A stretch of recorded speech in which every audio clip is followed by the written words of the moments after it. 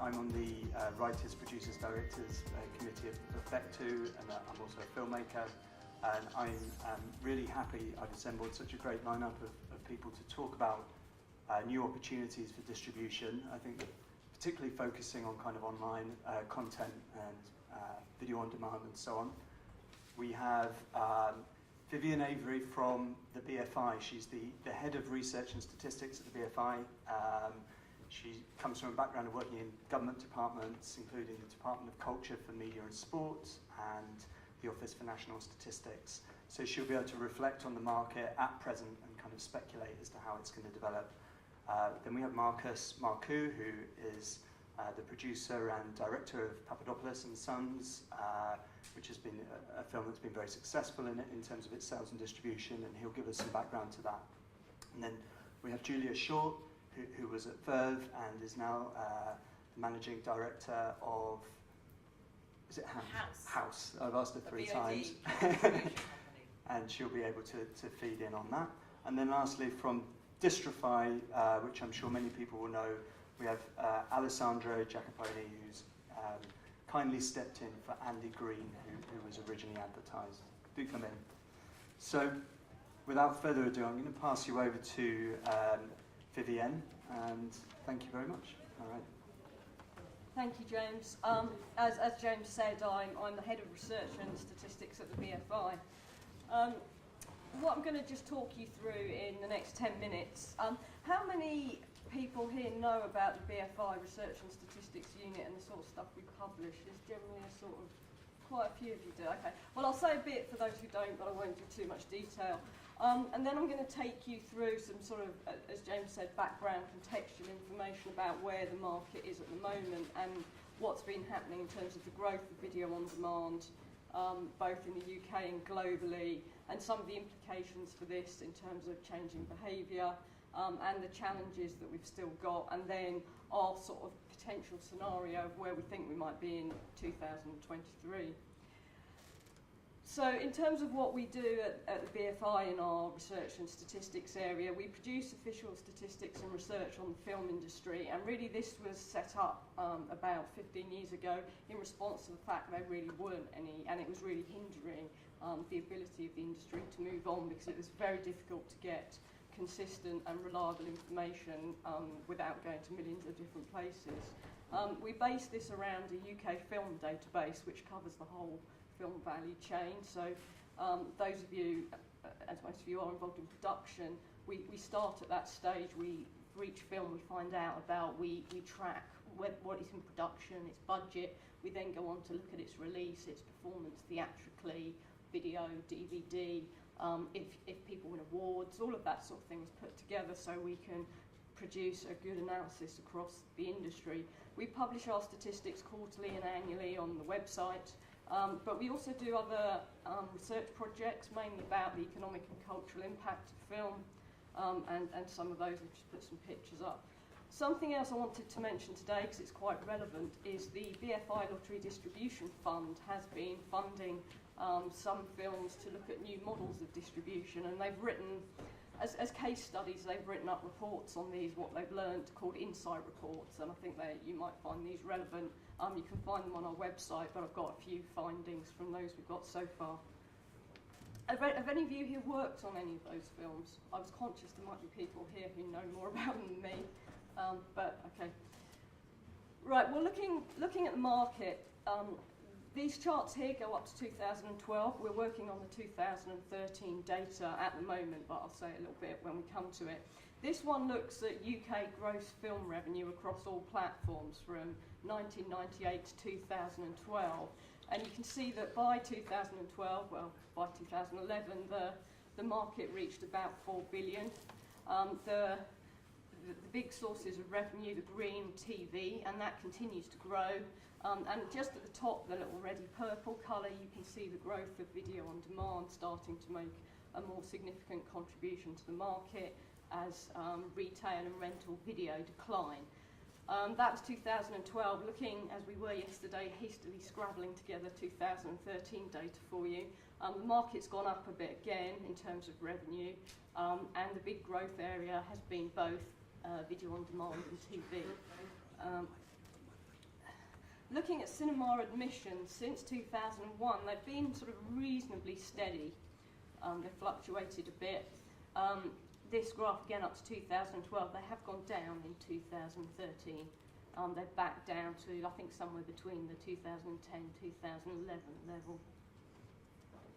If you look at video on demand audience spend, which is some of the data we're able to get hold of, this shows the trend since 2002 in two forms. The bottom one, the yellowy orange one, is the television based, which has grown a fair amount in that time, but the red one is the online video on demand, and you can see what a huge growth that's had over the last few years, becoming into the, if you go back a slide, a couple of slides, the purple line at the top, making its contribution felt. If you look at the home video market globally, Pricewaterhouse do some forecasts up to 2017. The green line is the sort of total revenue in US million dollars. You can see that by 2017 they reckon it'll be worth $25 billion. The red is TV subscriptions and the blue is the over-the-top video on demand streaming. And you can see that 2014, where we are now, is the point at which they estimate it's overtaking TV subscriptions. The figures on the right-hand side are annual growth rates, I think. So what was the green line on that? The green line, sorry. The green line is the total, so it's the blue plus the red. Okay. Which gives quite a nice... It's a bit like the previous one where we see in the UK, sorry.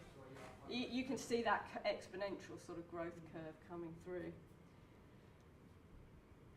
It's also quite interesting to look at, understand film audiences and how they access film by age group.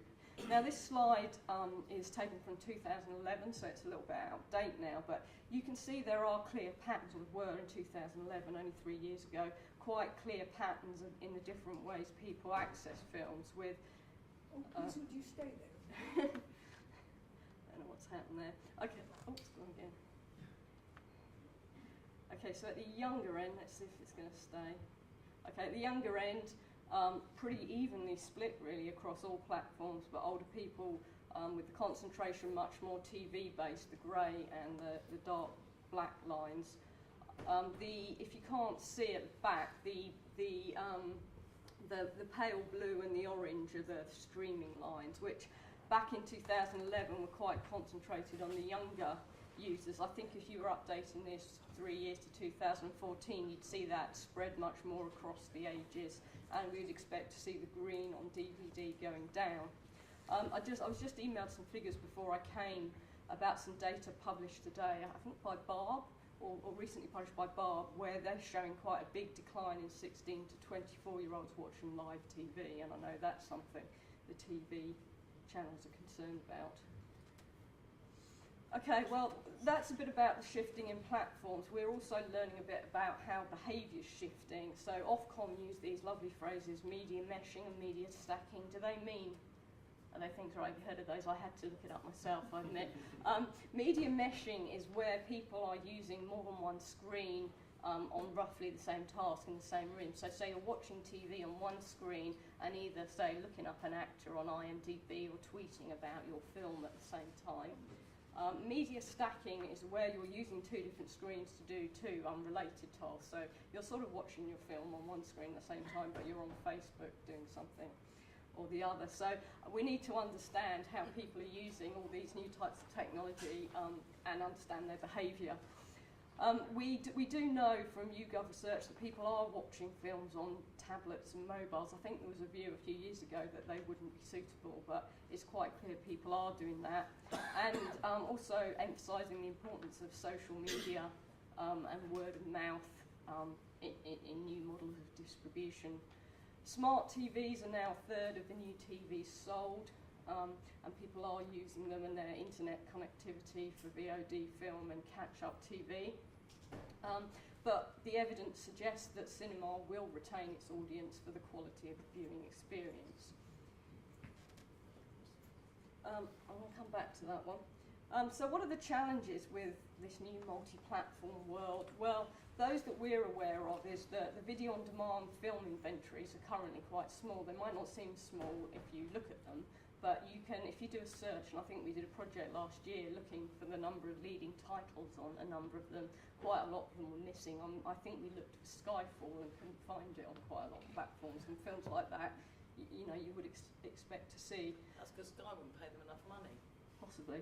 That's why it was. Oh, it was, right, Yeah. okay.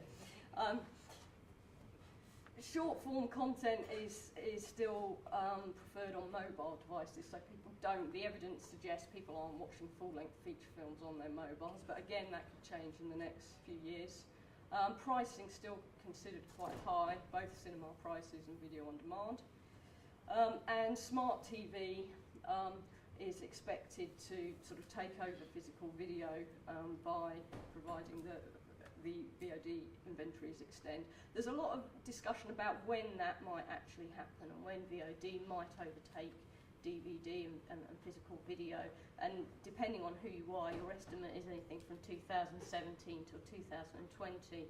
So although video on demand has this huge growth rate at the moment, it's important to remember DVD is still quite a significant market, and it could be another 6 years before one overtakes the other.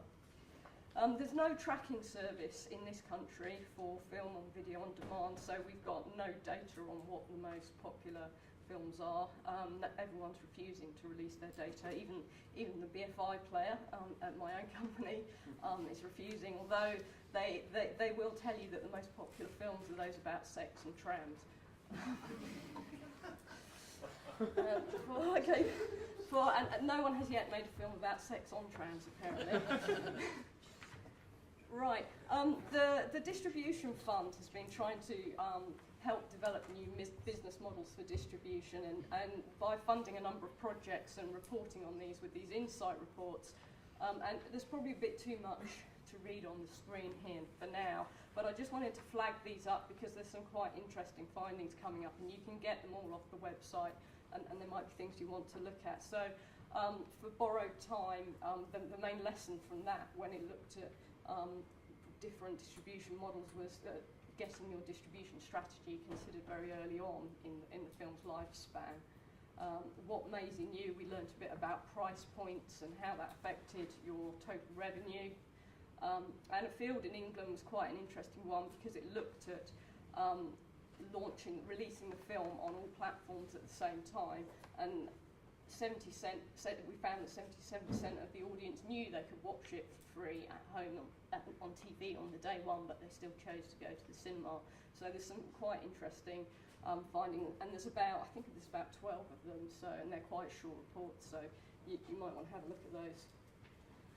In terms of the future then, have I got a minute or two? Okay. Our vision really for 2023 about where it might go is we still see that cinema will be flourishing, and wide release films will continue to have some sort of release window before it goes to video on demand. People like the quality of the cinema experience, and they like the social nature of it, or they like to go and see a film with friends. We think narrow release films will probably have a similar release date with video on demand. We think that there'll still be a role for linear TV. By that I mean a sort of programme of TV programmes. There's a lot of research around from different fields that suggests people don't actually like too much choice. They can cope with choice to a certain extent, but actually it gets a bit overwhelming, and people like the idea of still having channels with a list of programmes for the evening. We think nearly all TVs will be internet connected by then in a range of ways, not just for video on demand, but browsers and all sorts of other things. We think by then video on demand will have replaced physical video in terms of the significant market, and people might not necessarily get rid of their existing collections, but we don't think people will be buying it anymore. And we think that feature films will try and build more of a mobile market with short form spin-offs. So thank you very much for listening. Thank you. Okay, we'll take questions after all of the panellists, as I'm sure people are starting to form. So I'd like to invite Marcus to talk about his experiences. Thank you. Should I get the trainer on? I won't bore you with my background biography or even what the film's about, but we're going to play the trailer of the film, and that will give you, hopefully, a little bit of information about what is the film. And then we'll talk about building an audience, how one builds an audience. So, I take it the banks are pulling the rug? What are we allowed to eat? A fish and chip shop. Fantastic. So, look, I want to sell Three Brothers. Can't sell Three Brothers. It doesn't feel right. It's a crack den. I'm not opening a fish and chip shop! I'm not! What did he say? He's had some sort of breakdown. I think what you're currently doing with your brother sounds liberating. I'm liberating myself from my last 25 grand on a disused chip shop.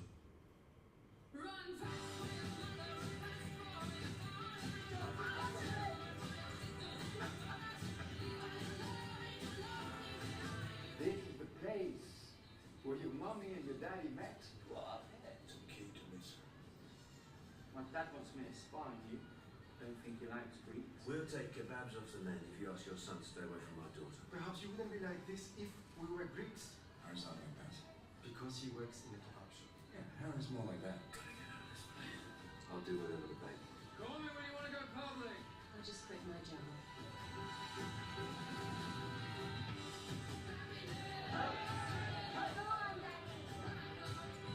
You don't have to be drunk for that. Daddy just put another pig in the bag. Got a lot of doubt. You seem like such a lovely family. We hate doing this, Nigel. What is success? Okay, it's about Greeks who lose everything in a banking crisis and have to start again in a chip shop. It was very timely.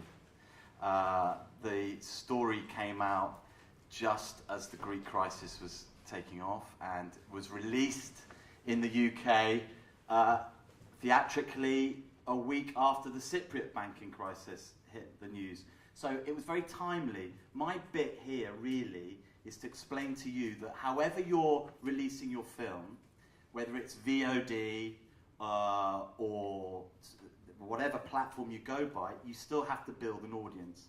Now, I will jump straight to the story of what I had to do. I found myself at the beginning of 2013 doing my own theatrical release in the UK. It's very rare for the filmmaker to do that. I convinced Cineworld that I could put my film in 13 of their Cineworld sites and I could get an audience to come to it. And very naive thing to try and take on. But really, again, I had to improvise my way through this story of how I was going to build an audience. And it has an impact on VOD, because whether you are going VOD or whether you're going to theatre, you need to find an audience. And what I discovered on this sort of journey was that you can find your niche audience and you can reach them cheaply and you can get them to become aware of your film outside of the traditional marketing activity of a just distribution company, which might spend many millions of pounds to put posters on buses, to put posters at bus stations and throw mud at the wall. I went the other way. I identified a core audience that would be interested in seeing this film. Yes, it's a universal story. Yes, it appeals to people who aren't Greek. And it did very well at film festivals in America, and it did well in film festivals in France, and it had a very successful traditional release in Germany, interestingly. I managed to sell the film traditionally to a German distributor, and we sold it to a Greek distributor. I couldn't get a British distributor for the UK. Okay, so I effectively became my own distributor. How did I do it? I built up a network of ambassadors, around 30 people, again, mainly Greeks. Some of them were friends, some people came through Twitter. I put the call out. I said, here I am, I'm the writer, I'm the director, I'm also the producer, and now I'm the distributor, and that connected with people. It's a real story. It's not your conventional marketing, PR from a distribution company or a studio. And I thought in my head, I've got to build up a list of these supporters. And these are people that hadn't seen the film. And I made them feel part of the journey. And I put the example there, Auntie P. Auntie P isn't my auntie. She was an eccentric Greek lady in Manchester who followed me on Twitter and would literally give up her work, to take holidays, to go and put flyers at the Hellenic sort of society at Manchester University. Yeah, this is true, and this is what you would need to be thinking of when you are getting your film out there. And because I'd managed to convince Cineworld to give us 13 screens, I wasn't given the actual date until 2 or 3 weeks beforehand, because that's how it works. You get your date quite late because you're really filling up spaces. So I had to build up a list, an email list of all my supporters. And these people were charged with finding other supporters that I could add to my email list. And I used MailChimp, which is a piece of software you can embed on your website, and it's an email capture page. And I was capturing emails through my Facebook, through my Twitter. And if you go to the Papadopoulos and Sons Facebook, you'll see I made it more interesting. I treated Facebook as an online magazine. So I went beyond just conventional posts about the film. You know, I started a debate because some people said, you know, because I was using Stephen Delane as an actor. Stephen Delane, who's in Game of Thrones, plays Stannis. He's not really Greek. I had a lot of flack from some of the Greeks saying, how can you cast a non-Greek? So I stuck a picture of my son up there who's blonde and blue-eyed. He is my son. I can't verify that. And I said, oh, I hope he is. I said, what does a Greek look like? You know? And it brought a huge debate, and a debate about ethnicity started to kick in on the Facebook. Went beyond just promoting the film. And it was me doing it, and I was interacting. You know, I started a Q&A session randomly. I'd go, right, I'm here, I'm on my Facebook page. Who wants to ask me any question about the film? I'll answer it honestly. Bang, how much was your budget? How did you get Stephen Delane? And I treated it like a magazine. And I think when you guys are building your audience, you've got to think that way with Facebook. You need to engage. You need to make yourself open. I was the filmmaker. It's really exciting. People felt they had access to me. And this was before they'd even seen the film. I will skip through. And this is probably something that Julia will talk about, but there are ways of finding your niche audience. So, like what I discovered with Facebook was you could do geo-targeting. So you can search on Facebook for everyone who has Greece, Cyprus, Greek music in their profile. And you can build up a demographic and you can get your ad shown. So instead of sticking a poster on a bus, you can actually stick a poster in front and a trailer in front of your demographic. Who is the demographic for your film? Who are the people that are going to come and be interested in your film? You can find them on Facebook. The other thing I did was I thought, I'm going to stick this in front of every industry person. And you can target people who work at the BBC. And I did that. And one of my blog posts when I was releasing the film in Greece was about the poverty I'd seen in Greece. And I'd seen mothers begging with their kids. And I wrote about that on my blog. I kept an honest blog. I put that on Facebook. I promoted it to the industry. And someone at the BBC picked that story up and ran with it. You know, so again, it's again about developing a dialogue with what it is that you're doing, why you're out there, beyond the film, I think. How are we doing for time? Left. Oh my. Some other quick ideas. I'm rushing through this. But I did, instead of doing a premiere, again, listen, if you're going to do your VOD, if your strategy as filmmakers is going to go straight to VOD, you can still do offline stuff. I did community screenings of the making of Papadopoulos and Sons. So I thought, before I did my theatrical release, we were told by Cineworld, you've got 1 week. You've got 13 screens. you need to do 500 per screen. I thought, this is what Martin told me, I thought 500 meant 500 people. Actually, it was £500 to get a second week, and you'll see my figures, they're good. I did community screenings. Instead of doing a premiere, everyone wants a premiere, you want the red carpet, I got rid of that. I did community screenings with the Greek community, and I showed them the making of. I did a Q&A with 300 people at each. I each gave them 50 flyers, and they went out and promoted it. I had my day, April the 5th, bring the community to Cineworlds across. And we had 4 Cineworlds in London, we had Cineworld in Birmingham, Manchester. I basically looked at a map of Britain, wherever there was a Greek church, I put a pin in it and went, that is where I'm going to put a Cineworld. And there are so many marketing activities that I did, and I'm only going to pick a couple of these. Greek Orthodox priest, second one at the bottom. It's interesting. I cold called every Greek Orthodox priest, all 72 of them. Yes. I got a Greek to do it, actually, a fellow friend of mine, because my Greek's not good, much to my parents' shame. And we told them, can you announce the film in the Sunday liturgy before Thursday, the 5th of April? This is what we're doing. And they did. The call went out, and I got talking to a big Spanish distributor recently, I think it's one of Spain's biggest distributors. He said, I heard about this, your whole Greek Orthodox distribution plan. And he said, that is what we need to be doing as distributors. What you did, calling the priest, announcing it in the church. And I won't bore you because we've only got a few minutes, but there were so many different angles that I was exploiting to get everybody on the 5th of April to my Cineworlds.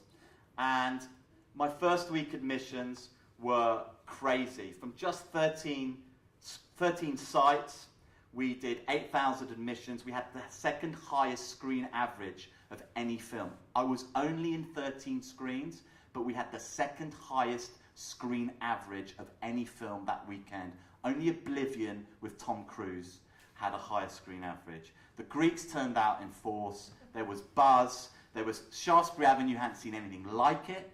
No. And these Greeks, I mean, I'm telling you, they don't just buy cinema tickets, they buy food. A lot of it. And I'm telling you, Cineworld owe me, because I didn't get a cut of any of the nachos. And it was remarkable. In Cineworld, Shaftesbury Avenue, we were the #1 film there. We started in the 100-seat screen, went to the 200-seat screen. We ended up in the 500-seat screen. We were there for 4 weeks. We were the #1 film for 3 of those weeks in Cineworld, centre of London, okay, with a niche title, capturing a niche audience. And of course, it has a huge effect on the film's future, because we sold it to the BBC, Arte and France. Arte, a French-German broadcasters, bought it. Netflix took it. I created a buzz. Encore in-flight, who's a big airline distributor, took it. We did various deals. The point is, I made it an event. And it doesn't matter if you're Universal Pictures and you're making a Brad Pitt movie, it's an event. I decided to make my film an event, equivalent event to a niche market. And the budget of the film was £1 million. So a year in, we're about 40% recouped, which is good. I don't think I will talk about this because this goes into another kind of part of the story, how I did the BBC deal. There was a traditional German distribution. Breaking up ancillary rights is important. Yeah, I mean, we decided to break up the rights for VOD, and we used different companies to do different types of deals for the film. The point is, I created enough buzz through the emerging story of this film, and there is a huge story to this film, even before I did my Cineworld kind of adventure, that got, if you end up working with someone like Julia or Distrify, this can only help do the sales. It can only help do the sales. How long have I got? We're wrapped up. There you go.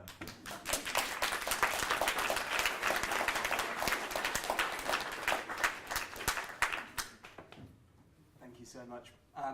Julian, can I invite you to... Can I just say, I'm in absolute admiration of this guy, because that is a lot of time and a huge, huge success. So, seriously.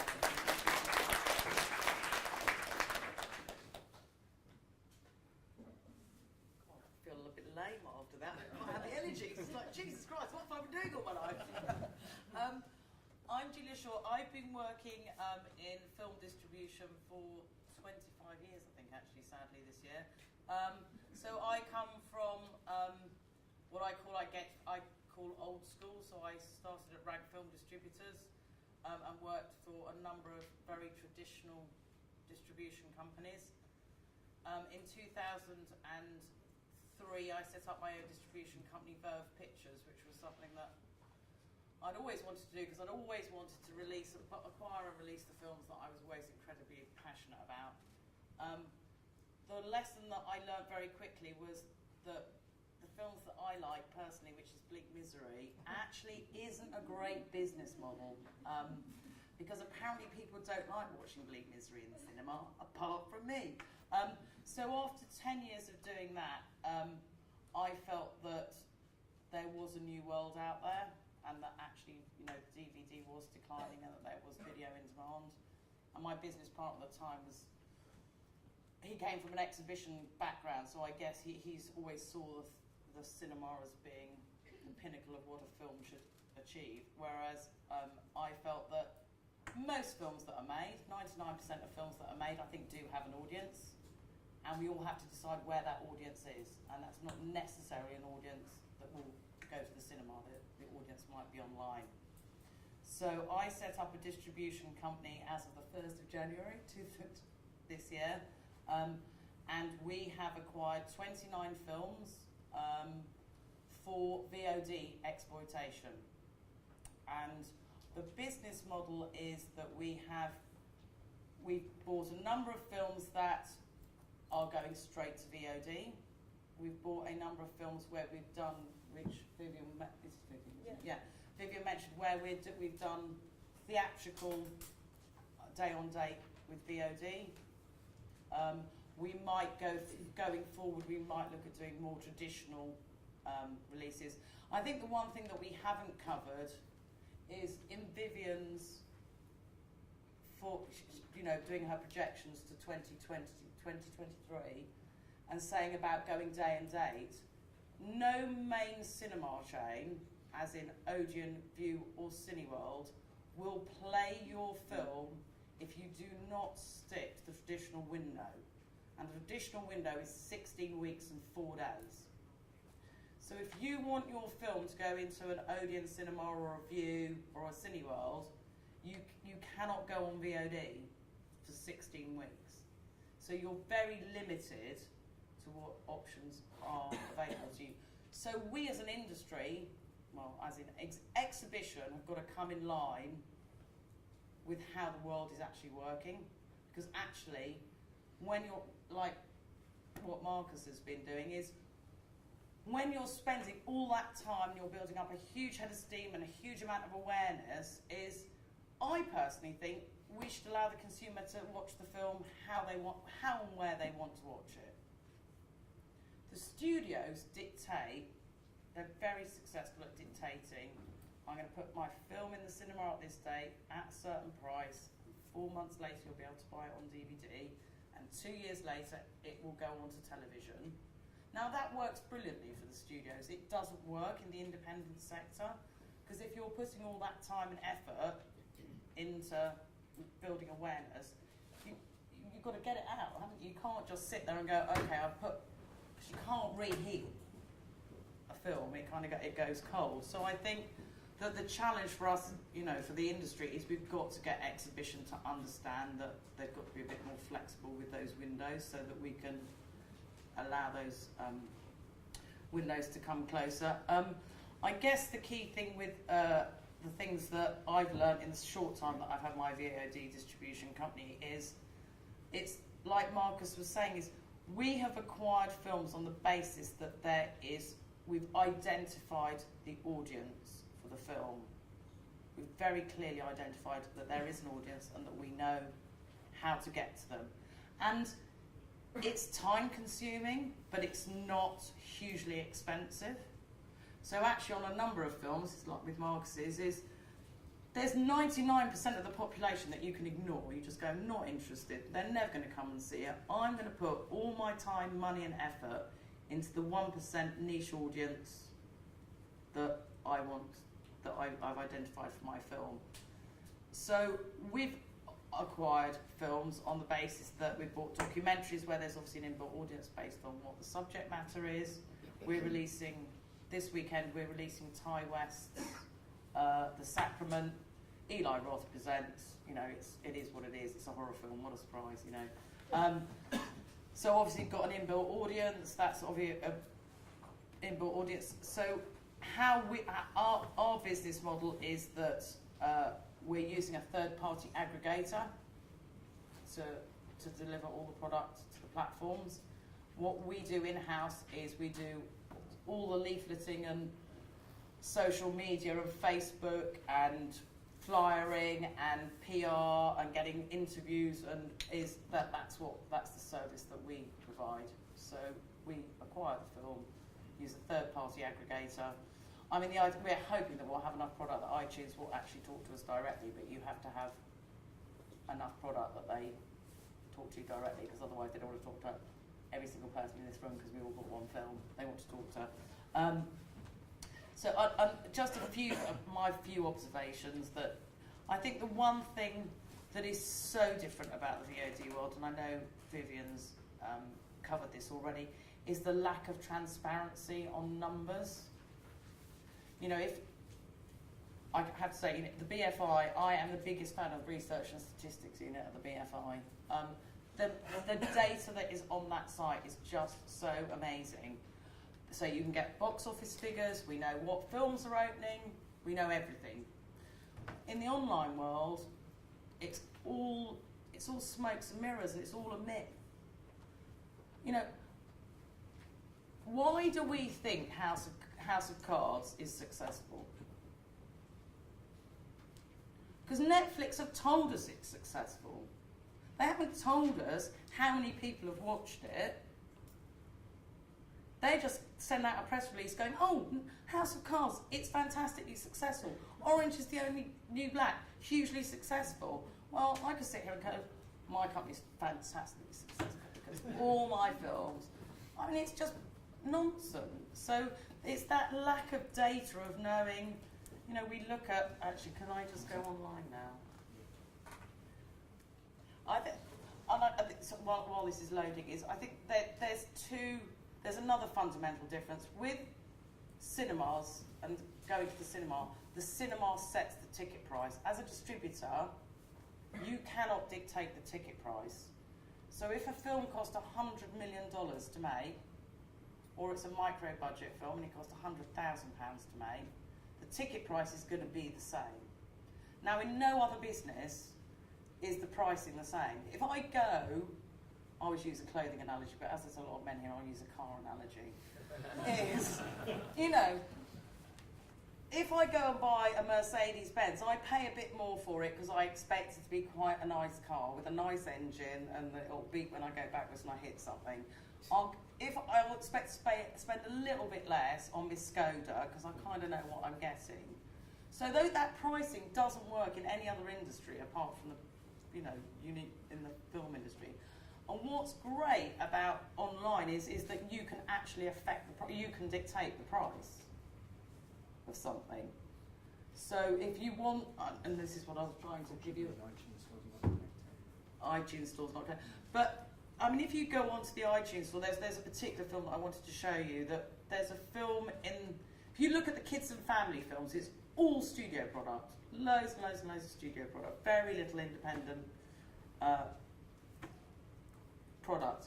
But there's a film that's at number 6 called What If? And it's been there for weeks, and it's just been in the top 10 for weeks. And I was going, what's that all about? Never heard of it. And actually, if you look at it, they're really smart because they've you can buy it for $3.99, or you can view it for £1.99p. And that is holding its own amongst all the studio product because they're sensibly pricing it. You want the US? Yeah. Okay. Yeah. That's right. Much better poster in the UK. So I think one thing that's really interesting is we can dictate the price point, and it's instant. So, for example, we had a film that was what we felt was underperforming. We put it up. We released it just before Easter, and it was not hitting the figures that we wanted it to. So on the Thursday before Easter, we looked at the weather forecast and saw that the weather forecast wasn't fabulous. So we thought, oh, people might actually stay in and watch films. So we literally put all of the price points down for the 4 days of the Easter weekend to see if there was going to be, if we could get an uplift, which we did. And then, but then you can put the pricing back up, and then at another point you can. So it's very flexible pricing, which is kind of very unique. And the other thing to say, because I could talk about the various things, is I spend my whole life on various platforms. I look at Amazon, I look at iTunes, I go to Netflix, just seeing who's watching what and looking at the rankings. I'm astounded by the number of the products that does incredibly well that I've never heard of, but done incredibly well. And then, in fact, when you add, there was one film called Lake Tomahawk, I think it's called, and it was in the charts for ages and ages. And I looked up all the actors, think, no, they're not in anything. Director, no, hasn't done anything. It's like, why is this? And then found out that the three girls, it's basically a teen movie about kids going to summer camp. That's what I could tell from the trailer anyway. I'm sure something happened, but I looked up, and they've got their own multi-channel network, and they've got loads of followers on YouTube, and they've just got their inbuilt audience. So there's an audience out there that normal film, well, I would never call myself normal, but that film people like me, there's a whole universe where and it's going back to audiences. These three girls knew that they had the most massive following, and they did incredibly well in terms of holding their numbers up and keeping it really, really high. So I guess my primary thing is, and I think Mark's is knowing who your audience is, and don't actually, if you say your film's for everybody, you're fucked.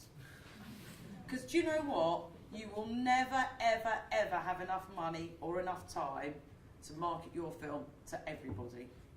If you can sell it to a studio and get them to pay for everything, fantastic, because they can market it to everybody. But actually, you're far better off having a really specific audience. You know exactly who they are, you know where they are, you know where they go to church, you know what radio station they listen to, and that's a far easier marketing challenge than it is, oh, my film's for everybody. So I just thought, I haven't got enough time. I haven't got enough time to talk to every single priest in every single church in every single town. So on that note, I'm going to pass over.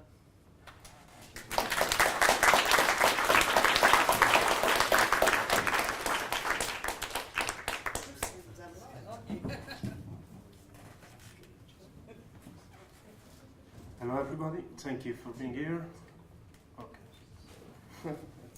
I hope everybody knows Distrify, but I will go through what we actually do. But I would like to talk in general about VOD distribution and about how things are evolving. Before joining Distrify, I was working at Mubi. So the last 5 years I've been dealing with VOD and in general with content online and how to monetize premium content online. It's not working, but anyway, perfect. So Distrify, it's basically provides you with a tool, with a technology to engage with the audience. As we said before, it's very important to know where your audience is, but it's very important that they engage, because when people are engaged, they can actually pay online. Because if you assume that people will pay just for any content or just, it's too much choice out there. The online world is not a TV, it's a different, it's very important to know exactly what your audience is, but how to engage, how to make them I really want to watch this, and to price that well. That's a very important point. So Distrify provides you with the technology to do this, but it's up to you to make your film successful with Distrify or not. So it's up to you to build up the audience. First of all, I guess, even before you produce the film, that's very important, because otherwise you can actually, produce something where there is no audience. And then, once you do that, you can actually engage directly with it. So, I believe, technology, it's something that can bring you somewhere, but what is important is what you actually bring, the content. So, Distrify, you have to see Distrify as the technology that can help you to engage and make the people watch the film and pay for it. As we said before, it's very important transparency. With Distrify, you have access to all the data, so you can geolocate the people that are watching your film, get the email, actually build up your mailing list, work yourself. I think it's very important. I mean, this was a great example with Facebook, Twitter, YouTube, work with multi-channel network. So obviously, not only you know your audience, but you also talk to your audience and engage directly, because that's what they want. They want to speak with the director, for example. They want to know about details. They want to be part of that film itself, because that's how they. That's why they're paying for it. I mean, and so Distrify, you have to see. I mean, this is the site. You can go and check. I mean, I think why I wanted to see the site here is because you can see very well how you can share content online with this picture. So I'll make you an example. Distrify is like a player where you can watch the trailer and then decide to buy them. So let's say if you build up before the audience with Facebook, Twitter, and YouTube, you can actually place the trailer everywhere with social media and even with publishers. And people, when they see that trailer, they can actually watch the trailer and then buy the film. It's very important, in my opinion. I'm very interested always why, not only why people pay, but how do you get the audience online? Because obviously, as a cost too. I mean, to build up the audience before, you can do that, and I think you're the best person to do that. But it's very important to understand, for example, which publisher or which fan, let's put it this way, can help you to spread the word, to share the film online, let's say through his blog, through his Facebook page. So it's up to you, it's up to your strategy to do that. And we provide you with the technology, which is actually the most important side is actually what you do with that.